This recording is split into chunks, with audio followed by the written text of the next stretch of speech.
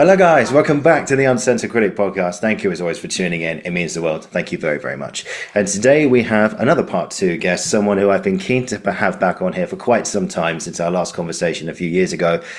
Someone who I was very, very fortunate to be taught by at the Guildford School of Acting. Of course, that is the voice, breath, movement, yin yoga, tai chi, Shakespeare, and accent expert.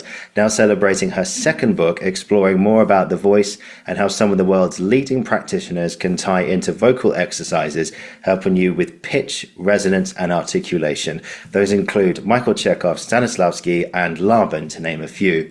The book, which is right here, it's a wonderful, wonderful piece of work called Voice Training Through Acting and Movement, an Integrated Approach, is out now. Go and get your copies.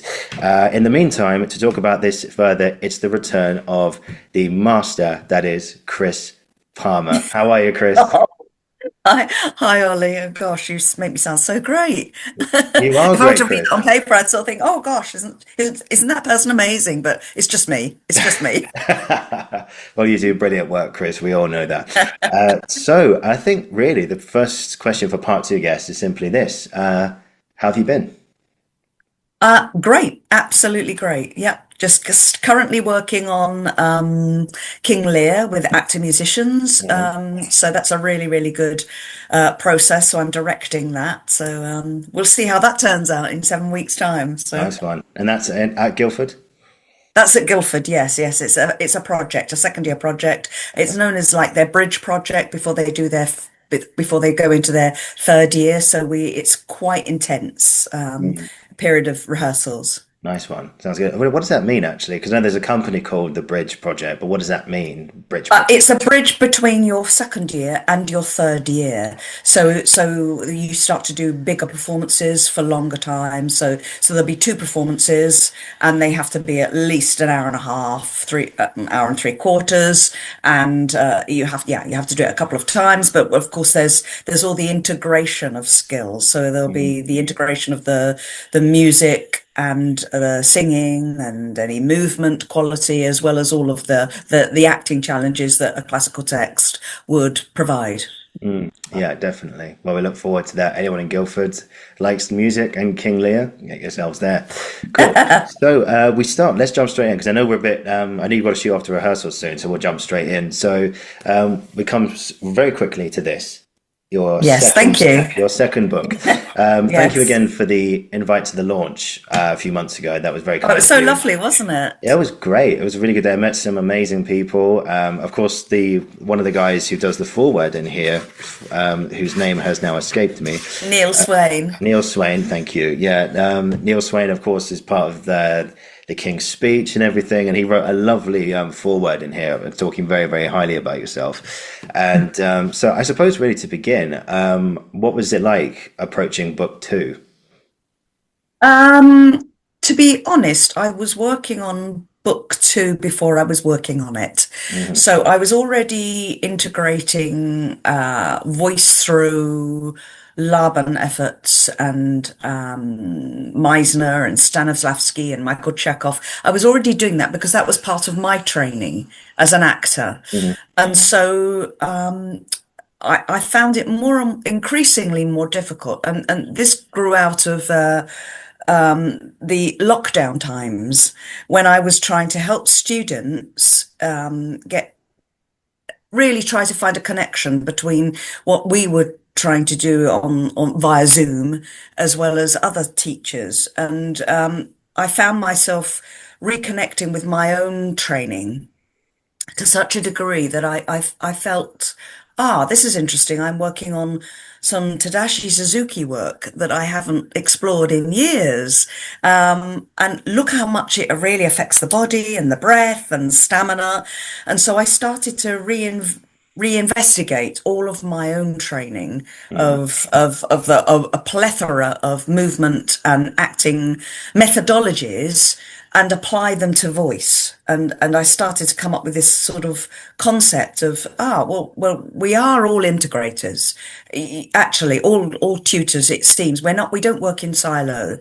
We all we all have an understanding, and we may have come from a physical background or an acting background or all of those things in our past. And so to divorce ourselves from that side of ourselves seemed, now I look back and I think I can't quite believe that I ever taught voice without my prior knowledge, so that was quite interesting for me. And I think I already was starting to do that with book one, with voice and singing, that they were somehow interconnected and integrated in a way. And that was the setup of the original MA in the practice of voice and singing. So there, a lot of our staff have come from that particular course, which is fabulous. But for me, that integration then started to embed further, and I couldn't divorce myself from it. So I went really back, and I started to look at all of my own acting notes, my Stanislavski training, my Laban efforts training, and then I went and had some workshops. I did workshops in Laban efforts. I did workshops, a 6-week intensive program on viewpoints.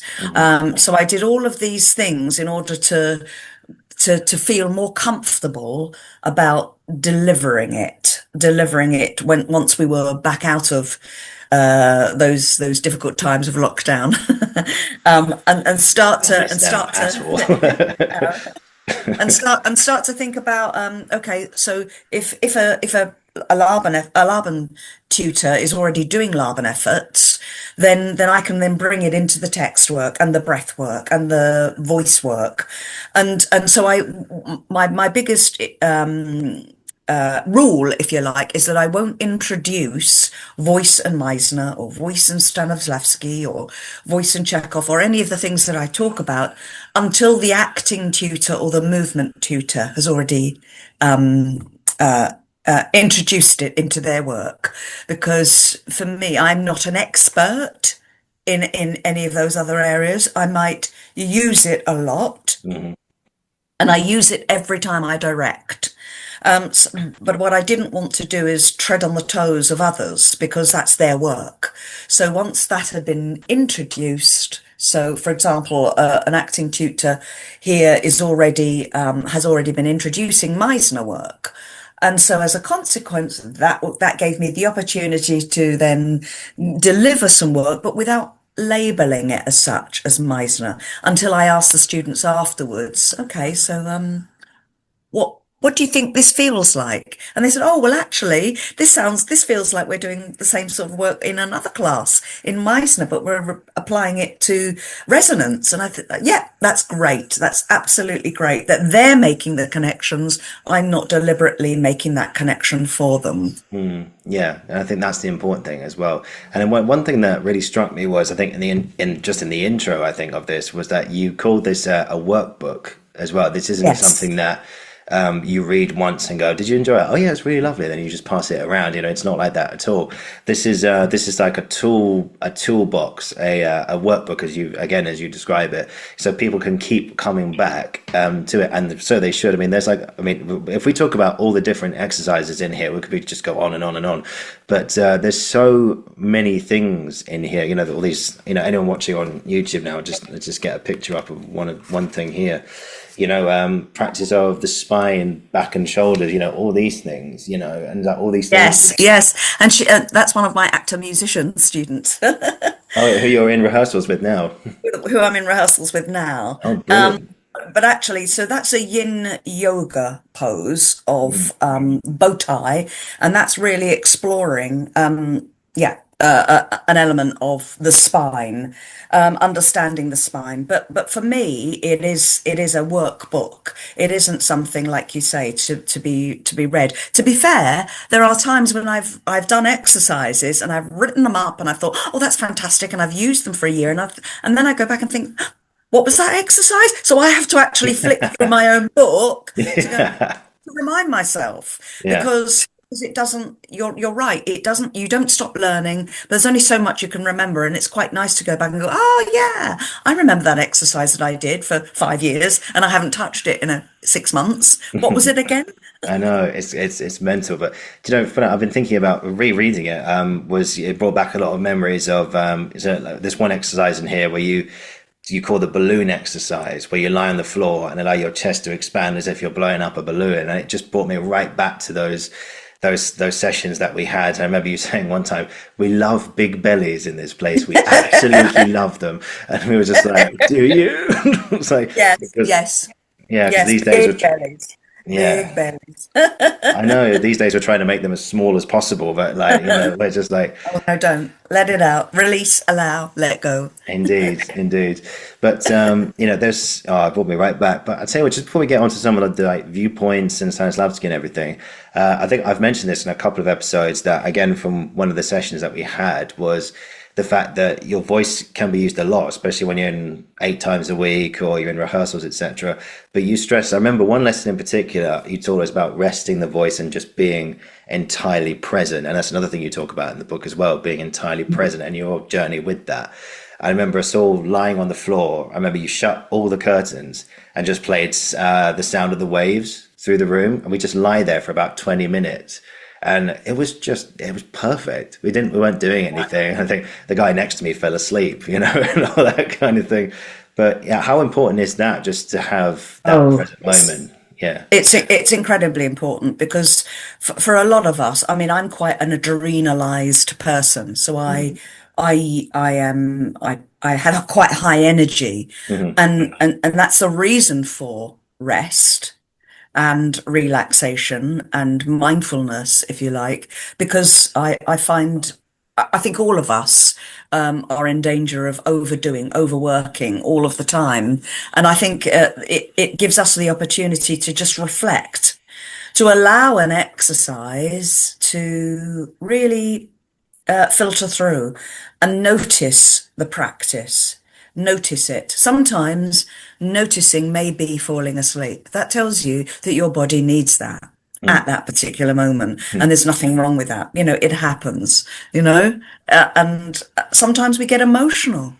We might Oh, be just lying there and then stuff comes out. yeah. And that's equally valid, is recognizing that we can we c- when we're being mindful, when we're cooling down, when we're relaxing, it is much, much more about I'm just lying down.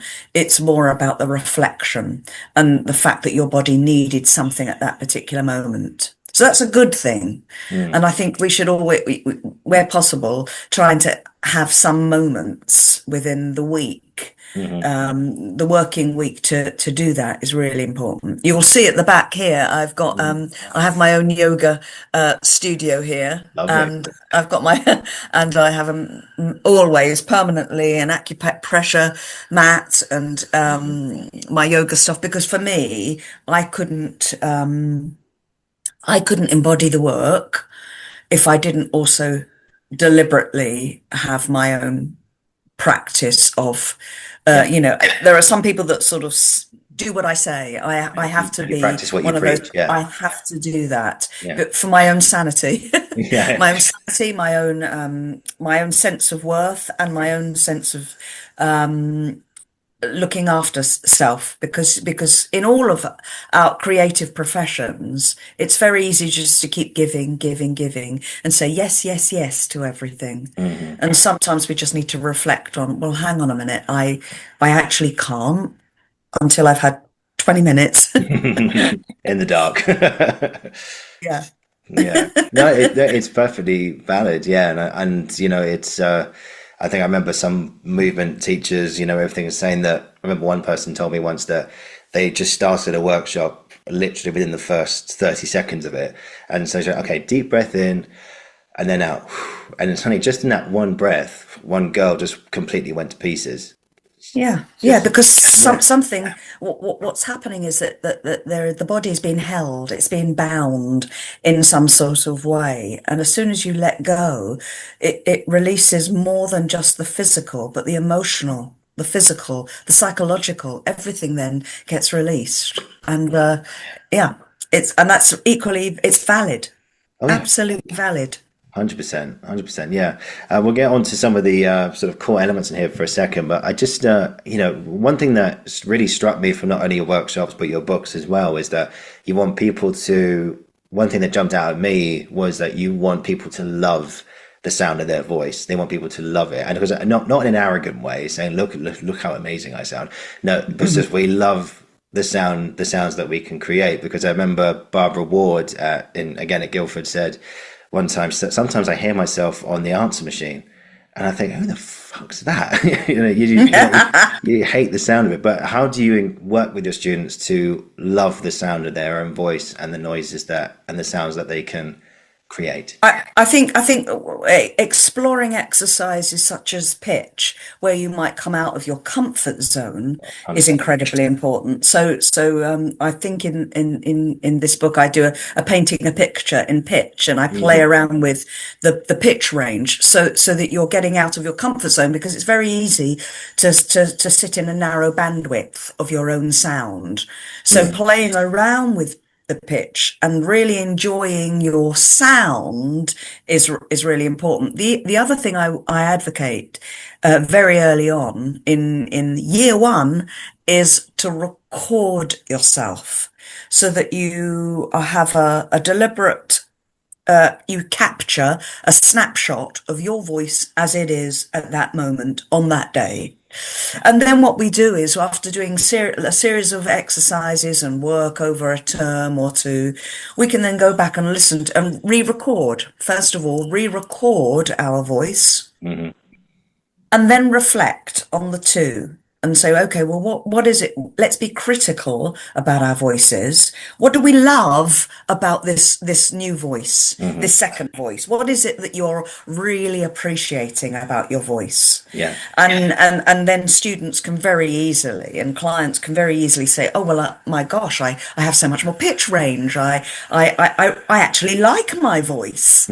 Or I'm so much slower in the rate at which I speak. So it's all of these things that sort of help develop the idea that a critical voice is not a bad, you are bad here, you are good there. It's actually understanding how your voice sounds at a particular moment and loving every aspect of it, even in the moments when you might have a cold or you might feel a little bit under the weather. That's a moment to capture your voice and go, well, gosh, I can hear how I sound. And that's not, again, it's not bad. It's just different. Yeah. It's different. But loving it is really important. Loving how you sound at any particular moment is really important. Oh, definitely. Yeah. And you've reminded me of, you've seen Friends, right? Yes. Yeah. Yeah. You know, when Phoebe gets ill for a little bit and her voice goes really husky, and and she's like, I love my baby, I love my voice. And then suddenly she gets better and her voice goes back to normal. She goes, no, I want to get ill again. I want to get ill again. Is that because exactly. Have those? Oh, what happens? Do your vocal cords, like if you have the flu or something, do your cords swell or something? Yes. So sometimes they can swell, sometimes, and they can get very dry, and so it's a combination of those things. And of course, you have lower pitch because you don't have the flexibility of that stretching, and so as a consequence, it can make you but also you might have the nasal quality that's added to it, and all tension can have a quality to your voice, Yeah. So all of these things we kind of help develop, and for me it's really important that an actor understands their own voice, that they are able to come to me and say, I think I've got jaw tension. Can you help me with this? And that's really, really good, because it means they are understanding what they need, as opposed to me imposing and saying, this is what I think you need. I can, in the first instances, in the very early stages of training, say, oh, perhaps we might want to look at this area of your voice or that area of your voice. So that's the reasoning. Yeah. And I think, ultimately you can suggest all these things to people, but no one lives with your vocal cords. Only you live with that. Only you do. You're absolutely Right. And ultimately, what's right for you always. Don't let anyone else say anything. We could take suggestions, of course, but important to say that's not how I work if it's something that isn't helping you. So don't do Yeah. it. If it's not helping you, don't do it. Yeah, I think that's a lesson we've all learned the hard way. Don't Definitely. force something. Don't force something. And it's the same with exercises. There Mm, are some exercises that I do that I know won't be appreciated or understood for a particular student, for a student or students. That doesn't matter to me. That the whole point is that we're offering a vast range of exercises, and it's up to the individual about which pick and mix they want to take from it. The whole point is that they can go away, leave training, and know what they need to do in order to make their voice sound the way they want it to, for an audition, for a show, for a podcast, for a voiceover. It really doesn't matter. But yeah. it's good that they can take that away from the training. Yeah, 100%. Yeah. So let's sort of go into some things in your book. And again, this is bringing back some memories of the time in Guildford as well. So we'll start with viewpoints. So, and I know you use that to tackle one thing in particular is Shakespeare, with viewpoints and everything. I know a few other people use it as well. So when you say viewpoints, what does that mean? So viewpoints is it's actually a movement analysis, if you like, a little bit of movement and choreography, sort of originally set up by Mary Overley Mm, in the States, and then her protege, if you like, Tina Landau, and Anne Bogart, took that further.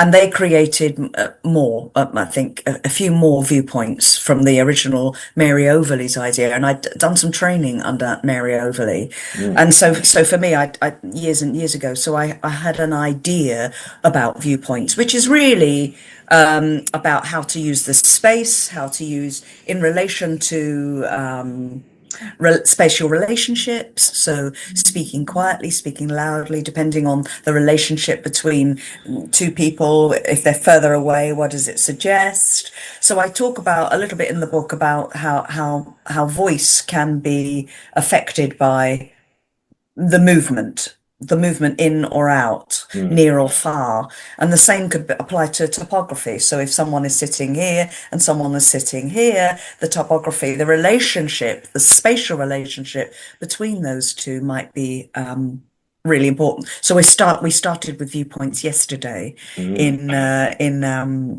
the King Lear that I'm directing. We started first off with first of all, starting off with the grid, and then the spatial relationships within the family structure, tableaus, the relationship between each of those individuals that allows you to explore voice as well as the viewpoints, as well as all of the text work. So we do a combination of those things, and because we've already established that in year one. And if I haven't done it, or if I'm directing a different program, I know that the students will have had a language such as viewpoints, and I say, well, where's the topography? Where's the spatial relationships? What's the tempo? mm. So we can we already have a language that we can then immediately step into. Yeah. Yeah, that's good. Yeah, no, you find a way of like pinpointing energy around the room in some ways based on the characters that you're playing, and I'd love to hear about, the moment in King Lear where he has the famous line, well, nothing will come of nothing.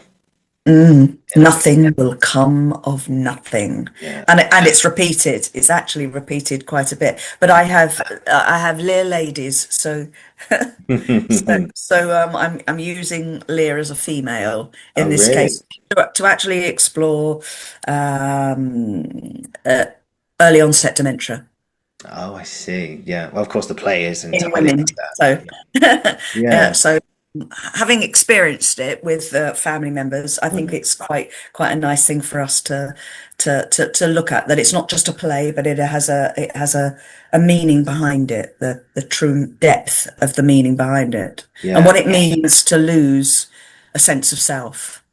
Oh, entirely. And I think that play is entirely based on, I think someone who said, was it Simon Russell Beale who played, I know he played King Lear at the National with under Sam Mendes.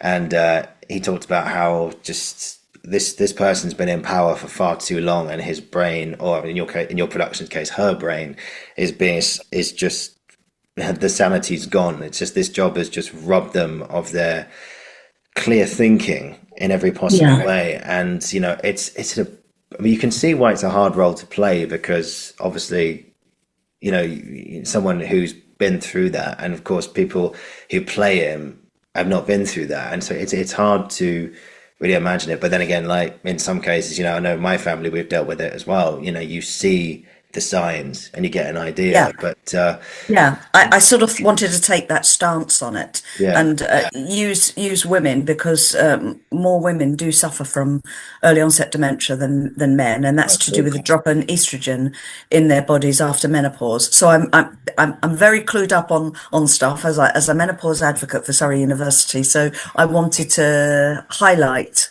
this aspect of it in my production. Yeah. Oh, no, no, no, no. That's, I didn't know that. It's interesting. Yeah. Yeah, there's a lot of evidence on brain scans. Oh, really interesting. Yeah, Yeah. Well, it sounds like a really interesting, an interesting concept for a Shakespeare. And like you have I can see like the instruments being used for the storm at Dover as well. You've probably got some yeah, really cool soundscapes going on. So yeah, yeah, yeah. yeah. There's gonna be many. Is it on a Pat's? Is it? No, it will not be to a public. Oh, of So course. Yeah, yeah, yeah, yeah. unfortunately, because it's a project, it's just done twice to the entire school.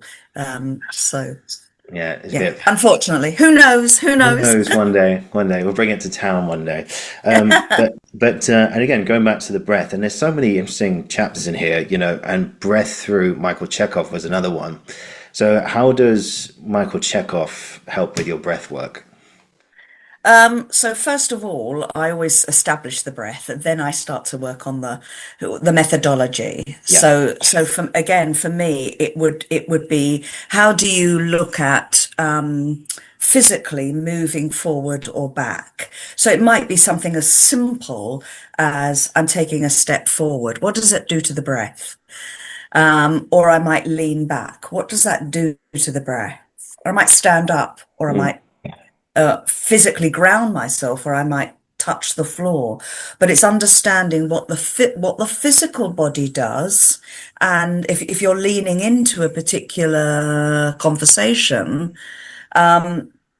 or leaning in to say something, how it might affect the pitch, but ultimately the breath. The breath serves the pitch, serves the tempo, serves everything. So obviously, whatever I say or whatever an actor might say or do is dependent. And so we start off with very simple, basic movements of forward and back and mm, up and down. So we look at the four out of the six directions first of all, and that's a lovely way to begin. So, for example, if I were to say, I don't know, a sentence, if I were to say, Ollie, mm, I love you, and I lean into that, that has a very different physical and vocal connotation in relation to the breath than if I were to lean back and say, Ollie, I love you.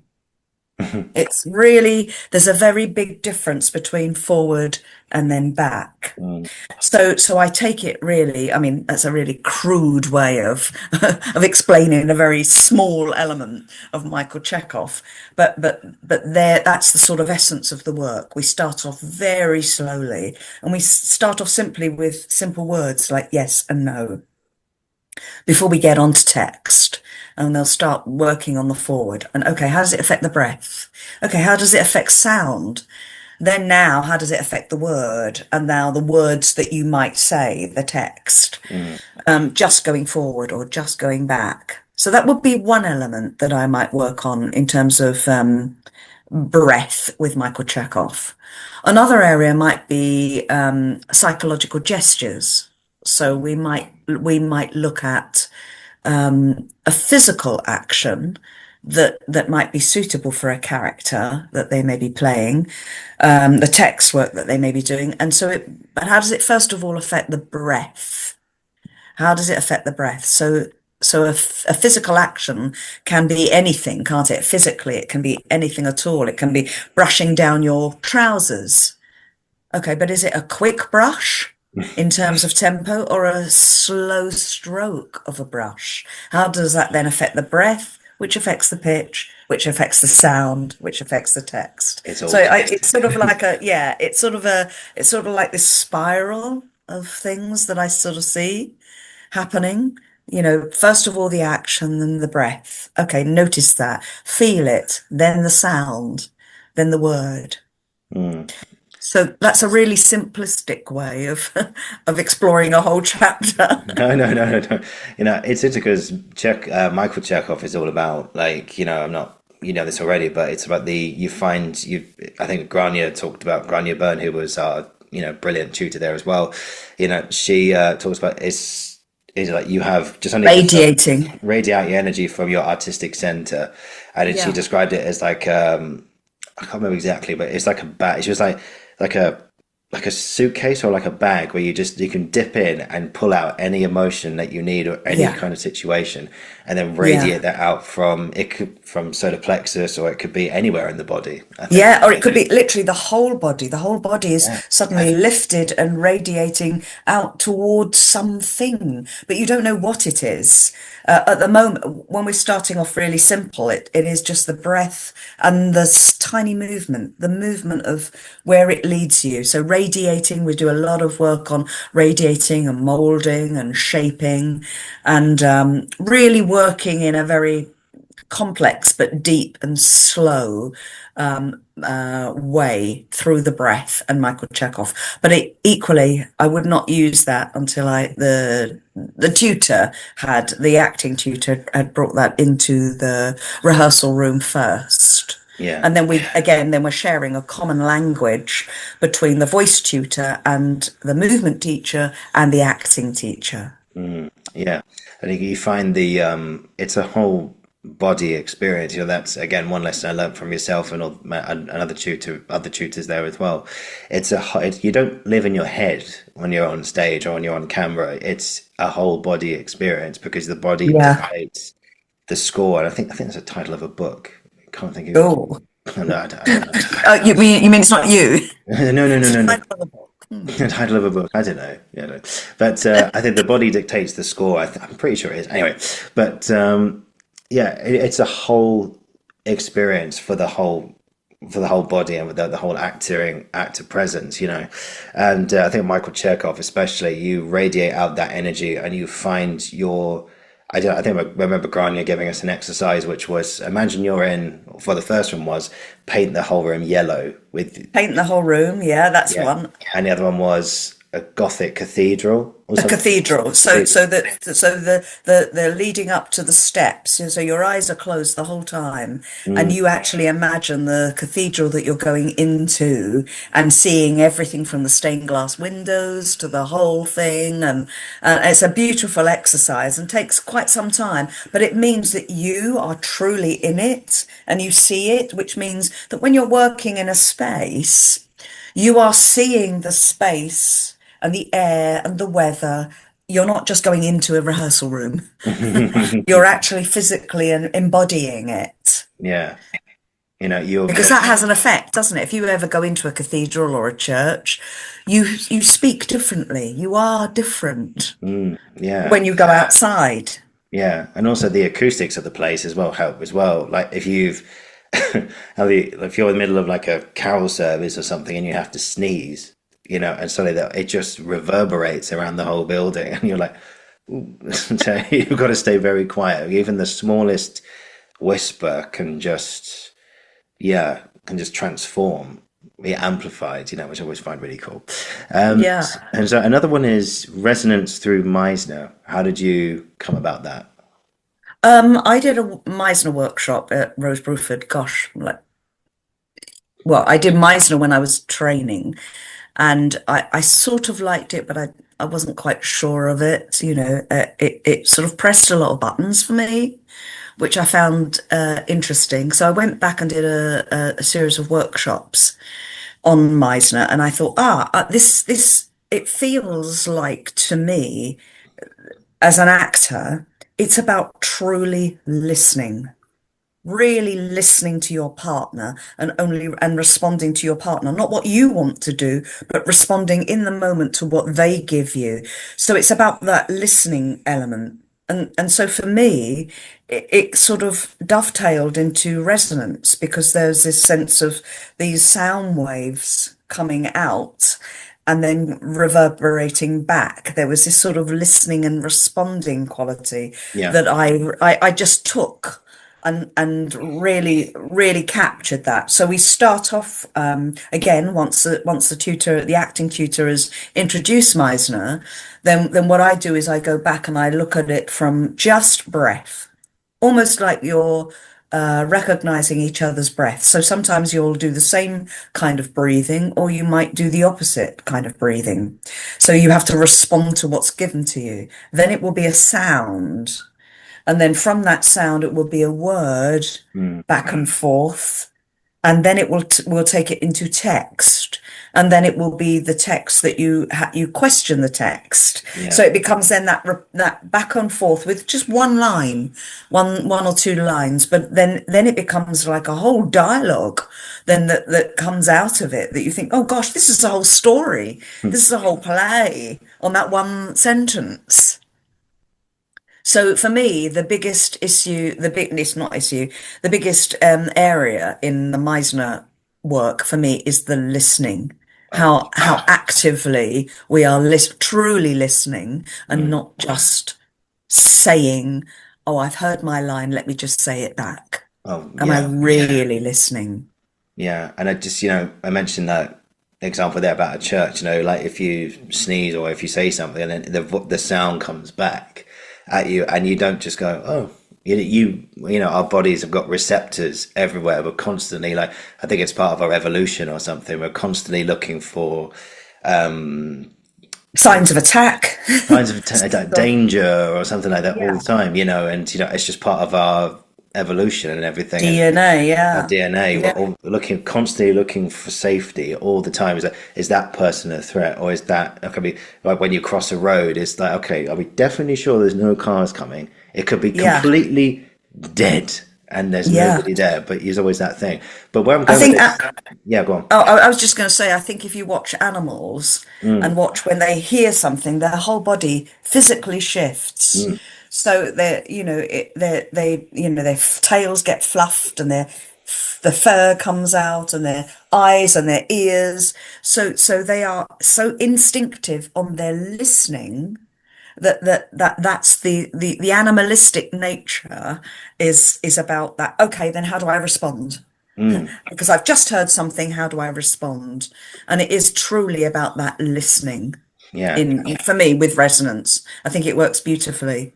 Yeah, because and of course, our bodies are we're constantly like listening and responding, and when you hear those sounds, that's what Meisner I think wanted is that we actually listen to the scene partner and we let those words just go, like they let them hit us sometimes, especially if we're in a tough scene, or even if it's just a scene where characters are just talking about what day they've had. Yeah. We're constantly listening to each other and we respond because of that. And I think a brilliant example of that very recently. Have you seen Hamnet at all? I haven't yet. No, I Oh my haven't. word! It's a masterpiece. It's a real I'll masterpiece. have to, I really must look at that. I really must Yeah, look at that. it's oh my word! It's one hell of a piece. It really, really is, and it's. I think you'd really like it as well because for the example I'll say in a second, but that Chloe Zhao, I think she's mentioned this in interviews that she loves the stillness of scenes. There are a lot of scenes which are very, very still, and there's not too much Mm, dialogue. And you really feel the energy of a room and of a mm, situation, and you respond to that energy. The way that Jesse Buckley and Paul Mescal do it is just mm. stunning. Absolutely. Yeah. I'm so happy she won the Oscar. I'm so happy that she did. And but there's one scene in particular where, funny enough, they're in a Shakespeare rehearsal because Paul Mescal plays Bill Shakespeare, and he says he's wandering around the room and they're rehearsing a scene from Hamlet, and he goes, "You're simply mouthing the words." He goes, and the actor starts again. He goes, no, don't believe, start again. No, you are simply mouthing the words. And then he pushes him out the way and then delivers the scene with that guts instinct and that full body energy, and like someone who's actually fucking saying the words Yeah, in the moment. yeah. And yeah, that's not too much of a spoiler, by the way. But No, hopefully. but you know, that's one scene that you'll just absolutely love. And I think there's another. Do I want to say this? No, no, it's not a spoiler, I don't think. But there's one point where he runs to like the side of a bank, and he starts to think about to be or not to be for the first time, and you can just see in his eyes and therefore his body that this is doing that brilliant thing where that speech is literally coming to him for the very first time. And yeah, anyway, that's not too much of a giveaway. And it's recognizing that a thought is the first time you've had that thought. And how do you do that? How do you work that? And it's only from listening to the body. So you know, we talked earlier about listening to the body. Well, it's the same thing. It's your thoughts, listening to your thoughts. What are your thoughts telling you that somehow they've got to come out? It's not rehearsed thoughts. It just is. And that's about that, again, that listening and responding, isn't it? Yeah, just finding that essence more than anything. Yeah. And I think that scene again is just, it's a perfect example of what's it like in drama school. No. Yeah, do it again, do it again, do it again. No, don't believe you. Do you know, I have to give I don't think I've mentioned this. It's funny, I have someone who was at your book launch, Katie Heath, you know, our mutual friend Katie Heath, you know, an Yes. amazing person.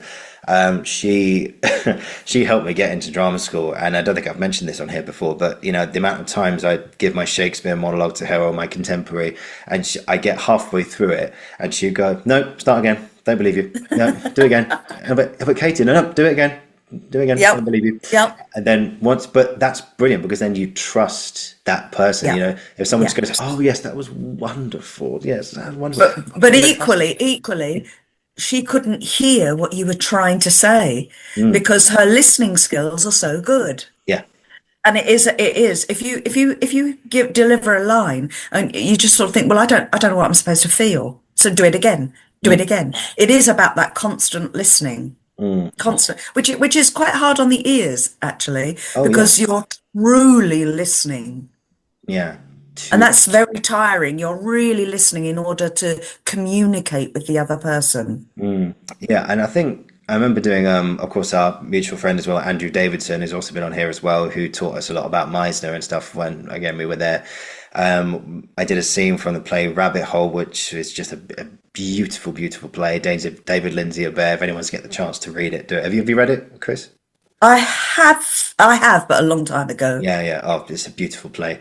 But I remember us performing our scenes to the other half of the group. And I don't know what, there was something just happened in that when me and my scene partner were doing it, and suddenly it was like we were doing it, and I don't mean to sound grand or, you know, like, oh, this is what I discovered. No, I'm not saying that. But this is what happened in the moment. It felt like we were doing it for the first time. And It's quite frightening, isn't it? Because suddenly you're in that, it's almost like we really are. yeah. And that's amazing when you get that, when you truly get that. Yeah, and then suddenly, like, well, when you're in rehearsals, like you're trying to make sense of a scene, then you get your ideas and everything, and of course, it's all worth it. You know, the discovery process is essential, but then once you get there, and I think that's the beauty of Meisner, is that it's very, very simple, but it opens up a world of possibility. And what do you do? Of course it does. All you have to do is listen. That's it. Absolutely. Absolutely. How can you respond? Because acting is reacting. Indeed. Acting is reacting, and you can't react to something if you haven't heard it. If you haven't truly heard it. Yeah, I remember. Did you see Yao Faber's King Lear? That was on the Almeida a couple of years ago. No. Oh, yes, I did. You did? Yeah, with Danny Yes, I Sapani. did. Yeah. Yes. Yes. Oh, I love It that. was fabulous, wasn't it? Absolutely fabulous. Actually, yeah, I remember walking in and looking at the program, and it was I was part of a review group at the time, and I was very, very lucky to say, "Do you want to review King Lear at the Almeida, directed by Yao Faber with Danny Sapani?" I was like, Yeah, it This was is, absolutely stunning, wasn't it? oh, yeah. I looked at the thing. It was three And and the a half lovely hours. Edgar, the guy playing Edgar, just physically, just beautiful, Yeah, beautiful work. And the movement work was actually lovely, it was. really lovely. And just the voices in the Who room. was the guy playing the fool? Who was the guy playing the fool? Clark Peters. Oh, he was Yes. stunning. Oh, Yeah. I've What I loved was him slowly, physically getting up from that big, huge tire, mm, physically getting up out of that without putting his hands anywhere to get himself up off that's just like that stunning physical work as well as, yeah, I remember it very yeah. well, I've never actually. just quickly. I've been trying to get Clark Peters on here actually for a little while, but I'll get him. I will get him. But he I've never seen the Fool played with such swagger. He had this Yeah. swagger about him, and there's one moment in particular where Danny Soprano's doing his King Lear stuff, and he says a line, and I remember he just went up. Just that. It just held the stage with just one little thing. Yeah, yeah, And the energy he had to that. No, I know what I'm talking about. You don't. And he yeah. just It's had it in the palm of it's his good. hand. Yeah. Yeah, yeah. Clark Peters, that's right. Yeah, very good. Incredible. Yeah. Another cast member. I interviewed the lady who played, oh God, Faith, she's going to kill me. Faith Amole, who played Goneril or Regan, one of the two. No, I think it was Regan. One of those two. One or two. They're both evil. So remember that there's one scene where she plants a kiss on Edgar, and of course Regan and Goneril are kind of at him at the same time, and Edmund. Edmund, sorry, and Edgar. Which one's yeah? Edgar's the one who says, "I heard myself proclaimed," isn't he? Yes, Edmund is the bastard son. bastards. Edgar is the nice son that becomes Mad Tom. Yes, yeah. I remember he was played by Alfred Lloyd Tennyson's like great grandson or something. Yeah. Oh gosh. Yeah, Matthew Tennyson, I think his name is. Yeah, I saw him in A Monster Calls. Anyway, but Faith did this moment where she planted a kiss on him, and she turned around to look at her sister, and I mentioned this to Faith in our episode. And the look on her face was just like, "What are you gonna do?" And I remember there's two or three ladies behind me just went, "Oh," and I thought, "There you go, there you go." Yeah. Yeah, It has an effect, doesn't it? yeah, The work has an effect on the audience yeah. because they're truly listening. Yeah, yeah, and big. I mean, I could talk about that production until Kingdom Come, but honestly, it's brilliant, and of course, I think that's a good lead on to because Meisner and wait, Meisner? What am I talking about? Yeah, Stanislavski as well. You've talked about the embodied actor through Stanislavski a lot. I know who was like this started like this tree of actor techniques. You started with Stanislavski at the top, then it goes to Sanford Meisner, then it goes to Lee Strasberg, then it goes to Stella Adler, and then it's kind of trickled down from there.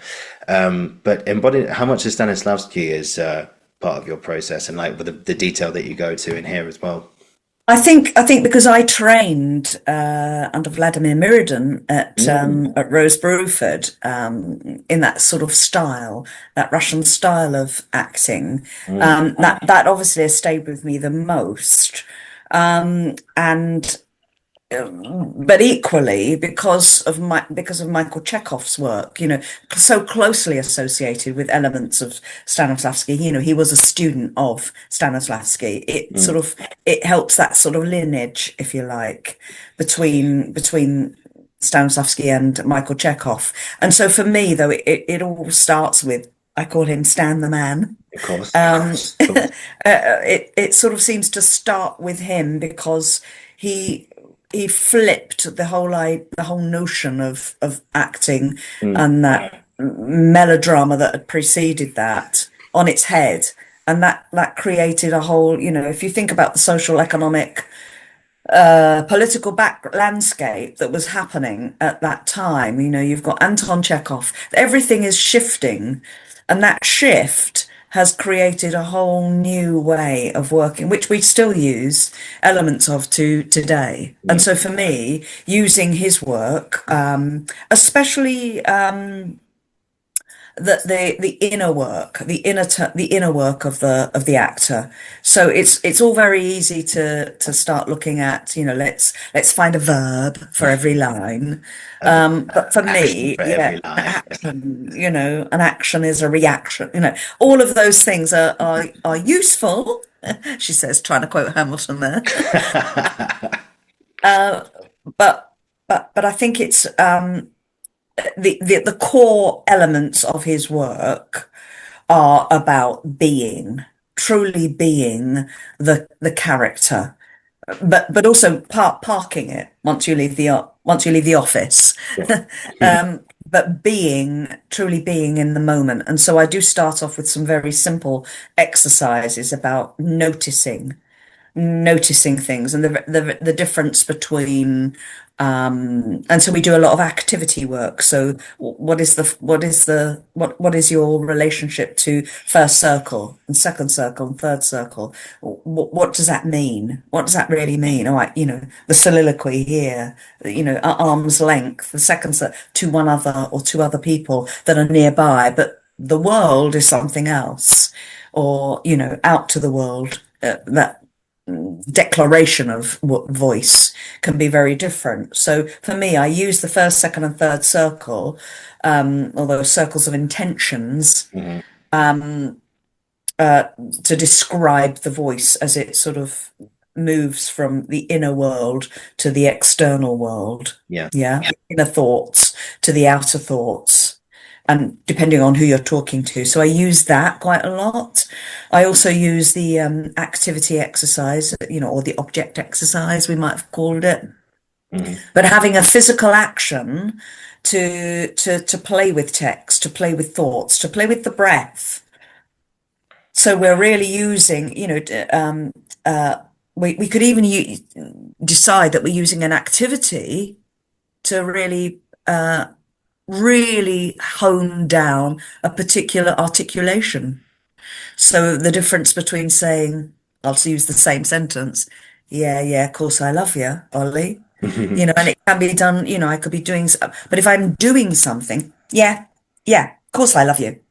It can be something really different Yeah. depending on what you're doing. So the activity affects the breath, the pitch, the tempo, and the pronunciation, the delivery of those lines, the Mm. articulation of those lines.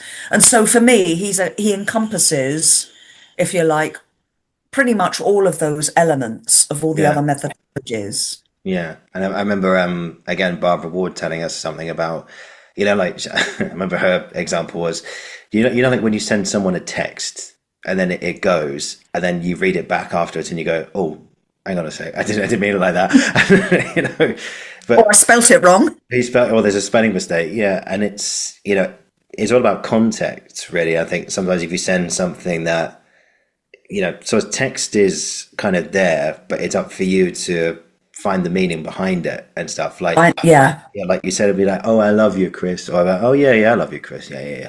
It's like it's the same line, but it's two different.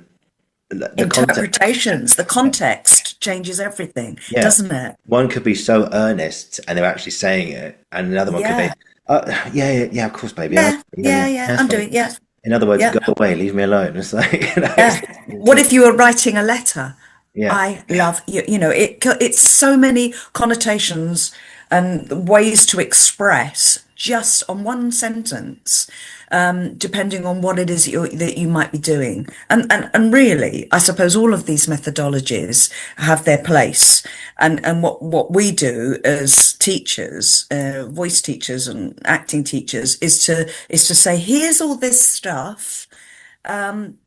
Just know that you've got a process, and it might be this particular process that works for you, but this particular process works for you. And it doesn't matter, but it does help an actor become, I suppose, one of my colleagues, Nick Scrivens, calls it being director proof. mm, In other words, depending on who you're working with, if you're working with, I don't know, Katie Mitchell, yeah, who comes from body, yeah, they will have a language that's very different from somebody that's purely, say, Stanislavski or whatever. And it's knowing that an actor can leave their training with a plethora of processes, partly want some that work for them, and partly some that they know that individual is going to want to work in this particular way. So they're not afraid of it. It doesn't somehow come as a shock to the system that this is the way what we're going to work. Yeah, and it's almost like you're prepared for that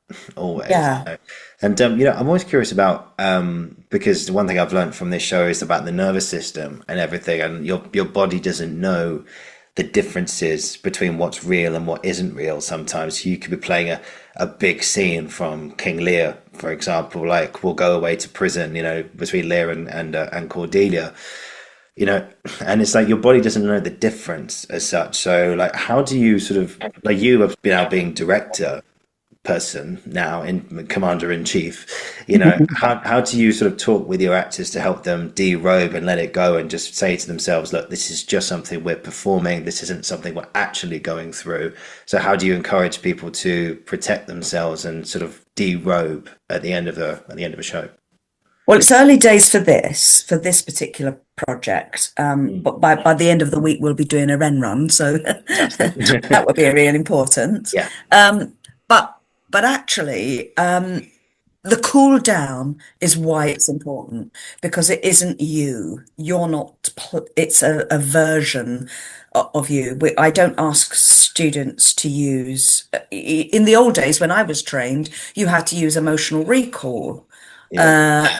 And which is actually quite dangerous. And Michael Chekhov sort of eschewed that and wanted to sort of call it the psychophysical actioning or the psychophysical gesture. And even Stanislavski eschewed that after some time, because he recognized that students were trying to use emotion as a way of saying that they were acting. So for me, it is about understanding the process of the character and not the individual. And it's really trying to separate the two. But equally, if you are in a deep moment, that it's important to know that we have to breathe, let it go, and not feel that somehow, right, end of the rehearsal, let's go. There should be a place for us to acknowledge that someone has really bared part of their soul. And so that process of the body scan, for me, at the end of Stanislavski, the body scan is really important. To just let everything go and not feel that you're taking any of that energy away with you, and to remind people that they are back in the rehearsal room and that we're actors and we're not being anymore. Yeah, no, it's very true, because funny enough, this morning I found some old footage of Heath Ledger posthumously winning the Oscar, and I think that role in particular, as brilliant as his performance was, I mean, it's hard to find the right words to describe how brilliant he was in that film, but I think that did take a toll on him. I think after this, I think that was, I'm not, obviously we don't know, I mean, I'm not going to make any grand sort of assumptions here, but I would not be surprised if that stayed with him longer after the film was finished. With a lot of actors, especially in Shakespeare, there's some of those tragedies, it stays with them for some time. It resonates with them, especially if you're playing it night after night after night. There is this feeling that somehow you are them. How do you get away from it? And the way I equate it, and that's why the body scan, after a performance and after a rehearsal where it's been particularly deep, is really important. I remember I in my previous life I was a croupier in a casino. So you had a series of hand movements that you always had to do because there was a camera above you. So you had to clear your hands so that the inspector, the pit boss, the camera, the security would know that you're not carrying any chips in your hands. So you would clear your hands. If you scratched your head, you'd have to clear it first, then scratch your head. There's all these rules that you have to do, But what was interesting for me was, because this was when I was very young, not that young, you have to be over the age of 18 to work in a casino. It was going to shops and still clearing my hands. It was because it was so much a part of your the integrity of the job of being a croupier, that you couldn't divorce yourself from it. You were doing it all the time without realizing that you were clearing your hands. And so for me, that was one of the biggest lessons I learned when understanding Stanislavski, was how to mind scan and stop and literally take away, like a costume or like a bit of clothing, that you derobe, you take it away and you leave it there till tomorrow. It doesn't go with you. I think that's really important. Yeah, definitely. Especially if you're playing a big, heavy part. You don't want to. I know James Norton talked about, because he did a little life that was on a few years ago, which I've talked about Yes. on here as well. Did you see Yes. it? Yeah. No, but Neil Bailey saw it, and he said it was just devastating. It was. Yeah, I was very lucky The to be able. audience, absolutely. Yeah, we had. I spoke to a few people from it, and I was lucky enough to see it and actually sit on stage for it as well, which I was very, very lucky. Yeah, and I saw how they were engaging. I saw how they were listening to each other. It was like being back in a rehearsal room, really, in Guildford, or just in general. And they took when I was there, the show went straight through. There was no breaks, no pauses, no audience interruptions, or nothing. It just went straight through. But they've told me about some nights where someone in the audience had to say stop. Had to leave.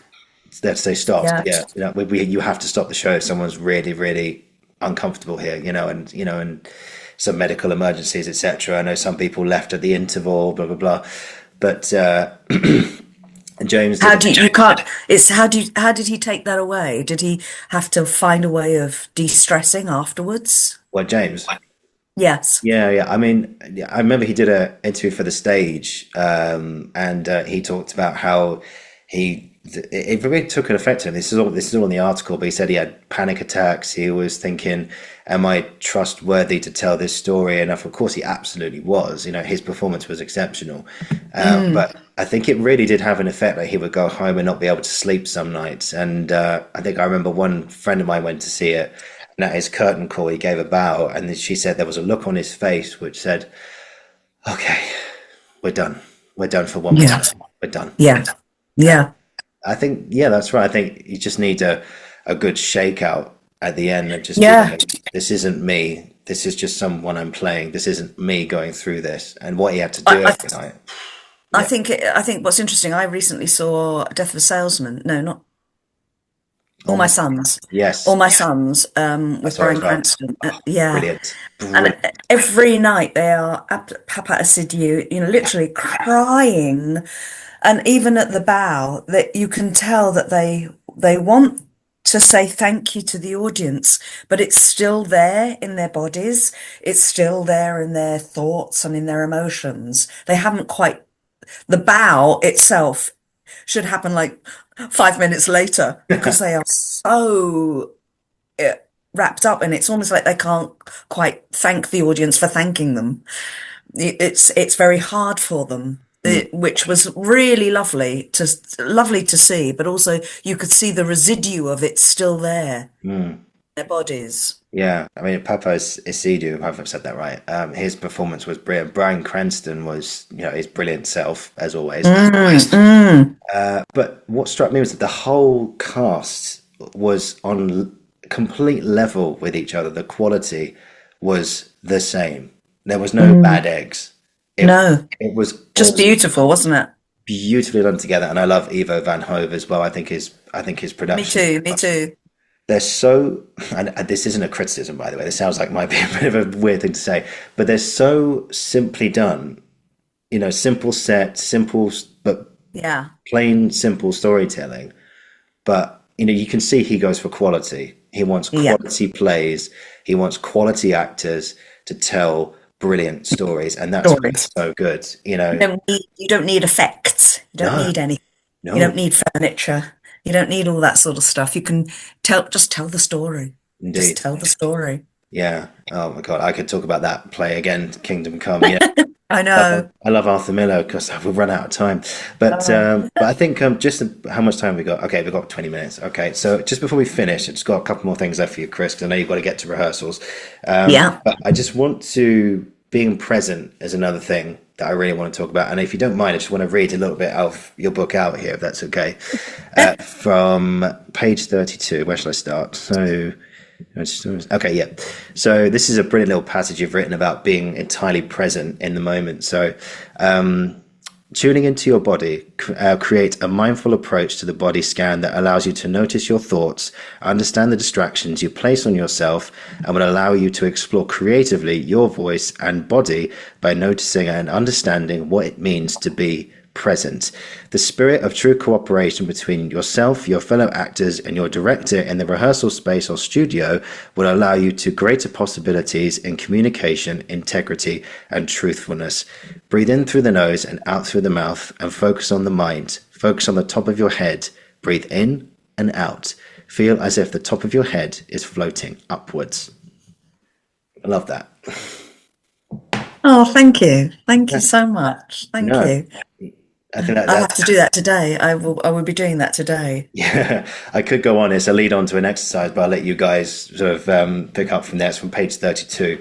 So being present is another huge thing in this, and it allows the lines that come to you. And again with All My Sons and A Little Life, I saw they were being entirely there in the moment. Yeah. It's so I think you can tell when someone's not always there, and it may be that they've had a difficult stuff going on just before they've arrived, or they're thinking about something else, or they're playing with something on their bodies or whatever. Their mind is not there, and how do we get there? And we have to do sometimes we do some exercises in order to get them to understand that they're right there, right now. It's not yesterday, that's gone. It's not 5 minutes ago. It's right now. Yeah. It's right now. And so that takes some time, because I think part of all of us is wanting to preempt what might be happening, or please someone, or please the tutor, it might be, or the director. It might be that there is that feeling. And so understanding what being present means is quite an interesting task, actually. But by taking them through what am I doing right now? So taking them through that journey of from the top of the head down the body. They're actually having to listen to the instruction and apply it immediately. Absolutely immediate, which means that then they are present right now. It's not, oh, I've learnt that, I can just do top of the head down to the toes. That's not. No, that's not how it works. Yeah. It's truly having to be. Yeah. Just being in there. that moment. Yeah. Oh my goodness, it's great. Yeah, Chris. Oh, honestly, I could have you here for another 2 hours just talking about everything. Yeah, like I say, I know you've got to shoot to rehearsals, but I know. Just got 2 more questions left for you today. But Sure. oh no, yeah, just quickly before we get into them, you've got another one in the pipeline, book 3. I have, yes, I have got book 3. I think it probably won't be out till about 2028. Okay. And it's the voiceover artist. Ooh. That's the title I'm sort of going with right now. Fantastic. The voiceover artist. Yes. Yeah. So it will be a lovely companion to the other 2 books. Fantastic. And this book will talk, I think it will have about 6 chapters, but each chapter will be dedicated to a particular medium. So one will be audiobooks, one will be commercials or infomercials. So commercials of a lighter quality, such as, I don't know, advertising wine or chocolates or something like that. And I'm writing up all the scripts for them, so that there are scripts that people can then use, and then we'll make into a voice reel.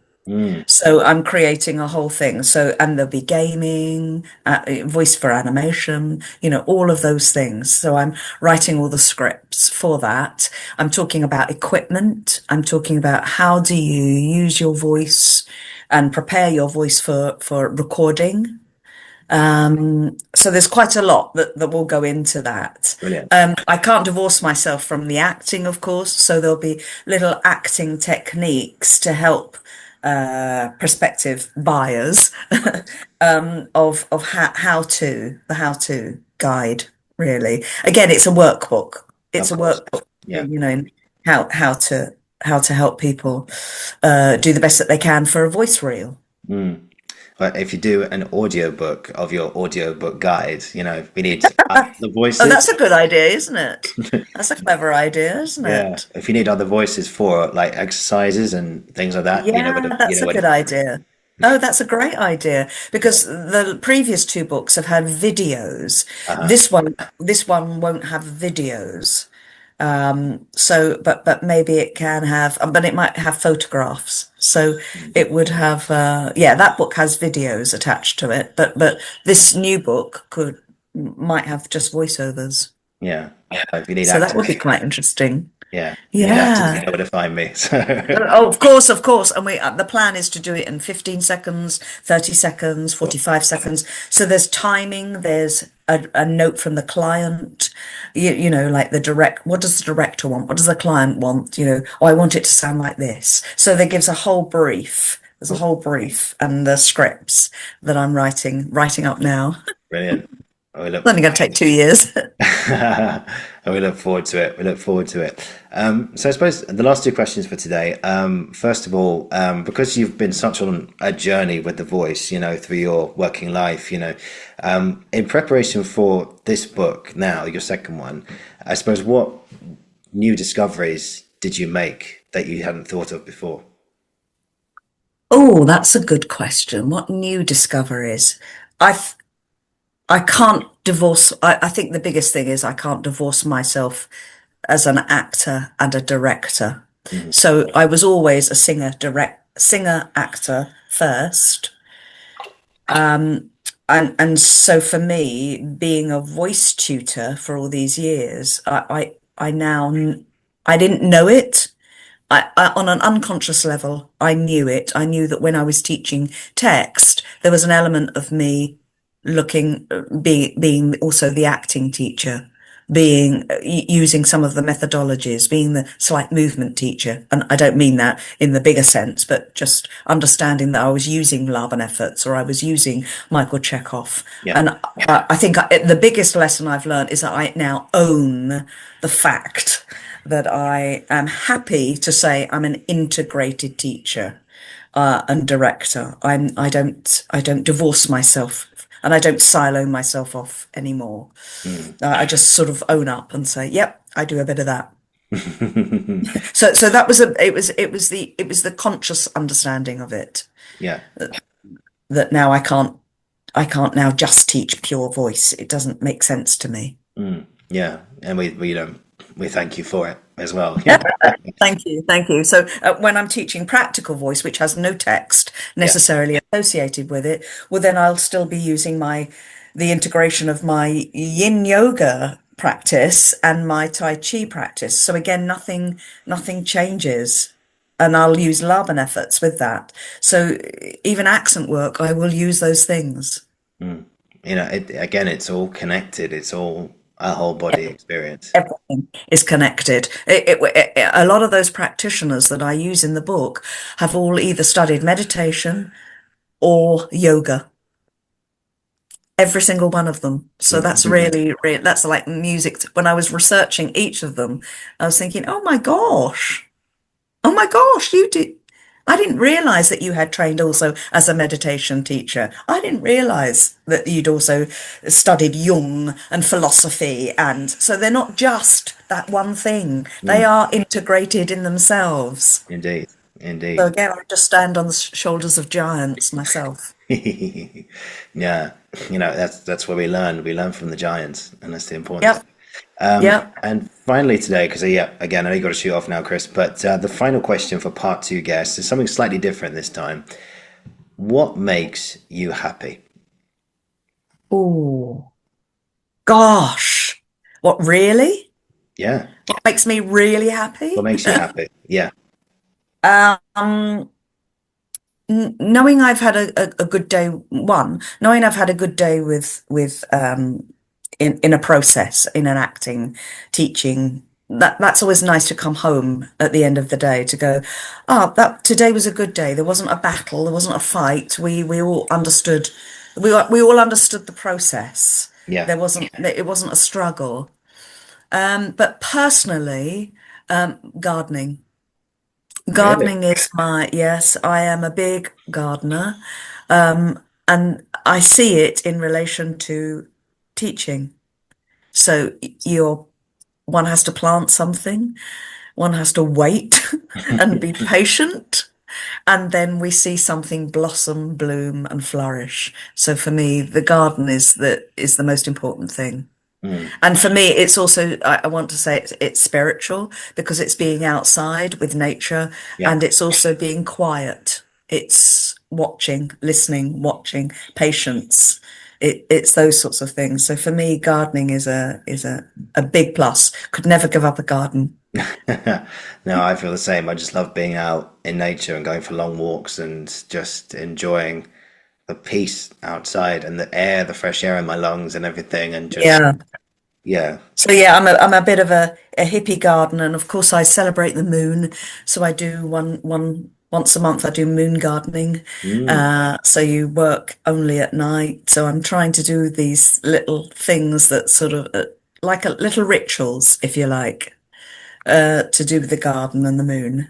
mm, Moon's really important. yeah. I love your moon poster, by the way, behind Oh, you. Yeah, that's very yep, good. yep, yeah. It's again, yeah. It's all sort of part of the interconnectedness of that we have one life, we're on this earth, and what we do with it is really important. So I might not have children of my own, but I feel like I've had bit like Mr. Chips. Goodbye, Mr. Chips. Yeah. I have thousands of children,